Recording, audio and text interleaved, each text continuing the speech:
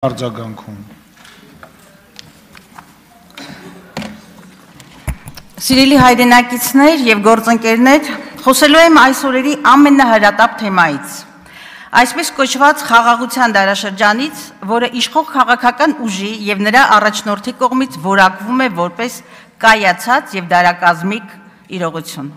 Հիմա մի քիչ ժամանակագրություն։ Վաշինգտոնից ընդամենը 20 օր անց Շանհայի համագործակցության կազմակերպության համաժողովում Փաշինյանը հետևյալ արձանագրումը արեց. Ադրբեջանի նախագահի կողմից օգտագործվող բառապաշարը մեր կողմից չի ընկալվում այն տրամաբանության մեջ, որը մենք համաձայնեցրել ենք Վաշինգտոնում։ Հիշեցնեմ, որ վաշինգտոնյան փաստաթղթերի թանակը չչորացած Ալիևը հայ հասարակությանը անվանեց հիվանդ, պնդեց սահմանադրության փոփոխության խնդիրը եւ հայտարարեց. ուժով էլ լինի միջանցքը վերցնելու ենք։ Սիրելիներ, պաշտոնական Ադրբեջանի այս եւ այլ հայտարարությունները ոչ միայն խաղաղության մասին չեն, այլև անհամատեղելի են ՄԱԿ-ի կանոնադրությամբ եւ Հելսինկյան եզրափակիչ ակտով ուժի կիրառման կամ սպառնալիքի անթույլատրելիության սկզբունքների հետ։ Դարակազմիկ որակվող խաղաղությունը մեր աչքի առջև փլուզվում է եւ դրա արձանագրողը ինքը իշխանությունն է։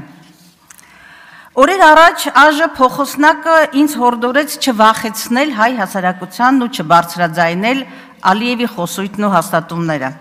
Սխալվում եք, պարոն Նայք, խուլ եւ կույր ձևանալով սպառնալիքները չեն չզոքանում։ Իսկ Ալիևը շարունակում է հոխորտալ, թե Սյունիքը Ադրբեջանից խլված տարածք է, պնդել, որ համաձայնագիրը արտահայտում է Ադրբեջանի եւ Հայաստանի միջև հարաբերություններ կառուցելու Ադրբեջանի տեսլականը։ Օրերս ՄԱԿ-ի 79-րդ նստաշրջանում անդրադառնալով Ալիևի հայտարարություններին Փաշինյանը կիսադատարկ դահլիճում այսպիսի հռետորական հարցեր հնչեցրեց։ Իմաստ ունի, որ ադրբեջանցի գործընկերս պարզաբանի, թե ինչ նկատի ունի այդ արտահայտությունը օգտագործելով, խոսքը Զանգեզուրի միջանցքի մասին է, որովհետև հայաստանյան իրականության մեջ դա ընկալվում է որպես տարածքային պահանջ Հայաստանից եւ կոնֆլիկտային խոսույթի հետ է ասոցացվում։ Իդեպ Ադրբեջանի նախագահը տարբեր ատյաններում եւ ամբիոններում խոսում է նաեւ Հայաստանի կապիտուլյացիայի մասին։ 2 օր առաջ Բրյուսելում դարձյալ վրթոված նույն հարցից Փաշինյանը հայտարարեց, որ Զանգեզուրի միջանցք խոսույթ ընդհանրապես չկա եւ գոյություն չի ունեցել։ Անկեղծորեն հրաշալի է, եթե սա է իրականությունը, նաեւ սա է համայն հայության ցանկությունը։ Բայց չգիտես ինչու Վաշինգտոնյան հանդիպմանը Փաշինյանը չհակադարձեց եւ լռեց եւ Թրամփը հետեւյալ միտքն էր ասում։ Armenia is also creating an exclusive partnership with the United States to develop this corridor, which could extend for up to 99 years. And then they promise in 99 years they'll extend it, right? You'll promise. Armenia is also Թարգմանեմ, Հայաստանը բացառիկ գործընկերություն է ստեղծում Միացյալ Նահանգների հետ, այդ միջանցքը զարգացնելու ուղղությամբ, որը կարող է տևել 99 տարի, իսկ հետո խոստանում են, որ կարող է ընդլայնվել։ Այնուհետև շրջվելով Փաշինյանի կողմը ասում է, այնպես չէ, դու խոստացել ես։ Հիմա հայ ժողովրդի մոտ բնական հարց է առաջանում, իդեպ Փաշինյանը որևէ կերպ չանդրադարձավ դրան եւ լռեց, քար կտրեց։ Հիմա հայ ժողովրդի մոտ բնական հարց է առաջանում, ի վերջո, ինչ եք բանակցել նախաստորագրելուց առաջ։ Եվ միթե պետք է հասնել ՄԱԿ-ի բարձր ամբիոն կամ ԵԽԽՎ այս հռետորական հարցերը հնչեցնելու համար։ Երբ պահանջում ենք մանրամասնել թրիփի դետալները, հենց սա նկատի ունենք։ Երբ պնդում ենք, որ միջազգային ատյաններից հարցերը ետ քաշելը մեր մեջքին հասցրած դաշույնն է, սա նկատի ունենք եւ թուլացնում է մեր դիրքերը։ Երբ ասում ենք, որ ագրեսոր ցեղասպանին չի կարելի լեգիտիմացնել, հենց սա նկատի ունենք։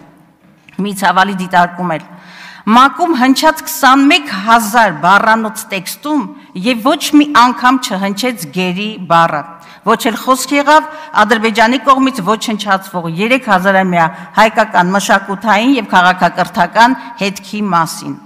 Բայց կարևորը ականջահաճո վերնագրերն են։ Խաղաղությունը հաստատված է, պնդում են Փաշինյանը, թիմն ու նրանց ուղեկցող լրատվամիջոցները։ Իսկ ո՞րն է օբյեկտիվ իրականությունը։ Վաշինգտոնյան համաձայնությունների իրական խաղաղության հետ ինչ աղերս ունեն։ Արդյոք խաղաղության մասին է խոսում Ադրբեջանի ռազմական ծախսերի 25%-ով ավելացումը, ինտենսիվ սպառազինումը, Հայաստանից օկուպացված տարածքներում ամրապնդվումը, Բաքվում ընթացող հայ ռազմագերիների կեղեքումն ու շինծու դատավարությունները։ Շարունակական եւ միակողմանի զիջումների դիմաց Հայաստանը ստանում է խաղաղություն վերնագրով նախաստորագրված փաստաթուղթ, որ ըստ էության մեծագույն հարցականի տակ է դնում Հայաստանի կենսունակությունն ու ապագան, իսկ Փաշինյանի անշրջահայաց հայտարարությունների արդյունքում Հայաստանը դիրքավորվել է որպես օկուպանտ իր համապատասխան հետևանքներով։ Ի վերջո, ինչու պիտի Ադրբեջանը զսպի իր ախորժակը, երբ ակնհայտորեն Ադրբեջանի պահանջով լուծարվում է ԵԱՀԿ Մինսկի խումբը, երբ պաշտոնական Հայաստանը հայտնում է սահմանադրության փոփոխության պատրաստակամության մասին, նույնն է թե անկախության հռչակագրից հրաժարվելու մասին։ Սիրելի հայրենակիցներ, մեր տարածաշրջանում թուրք-ադրբեջանական ծավալապաշտությունը շարունակում է մնալ թուրքական աշխարհի նպատակադրում։ Տարբեր ամբիոններից խաղաղության մասին ապոլիտիկ տեքստերով հնարավոր չէ զսպել թուրքական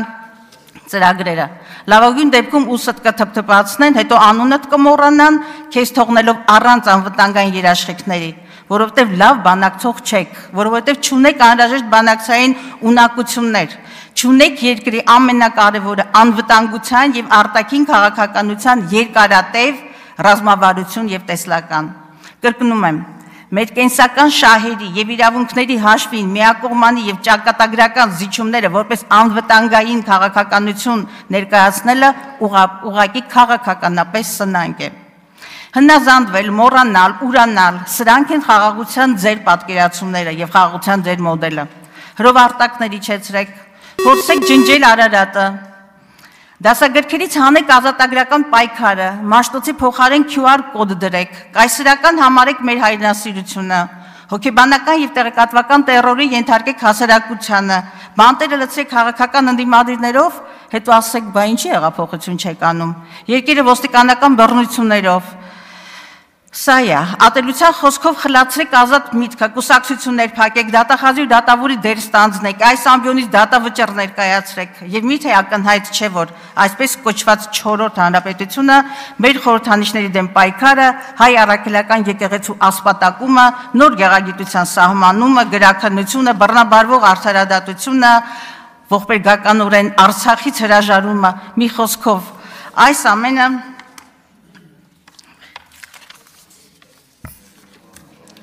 այս ամենը լավագույն դեպքում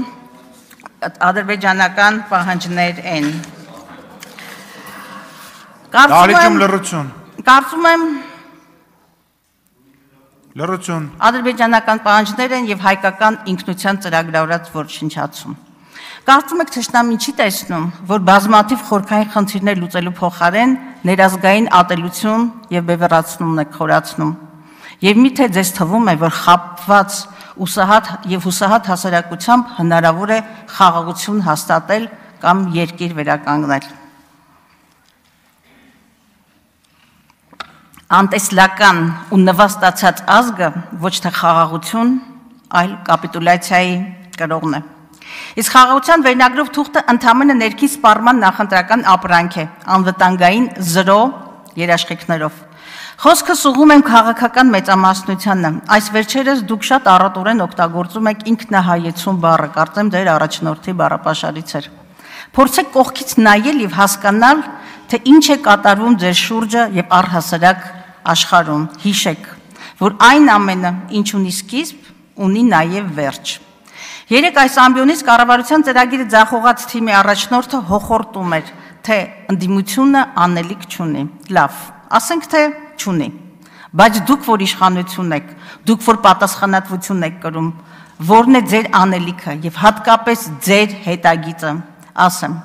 այդ հետագծում վերջին 100-ամյակի ամենամեծ ողբերգությունն է Արցախի հայաթափումը, որը ոչ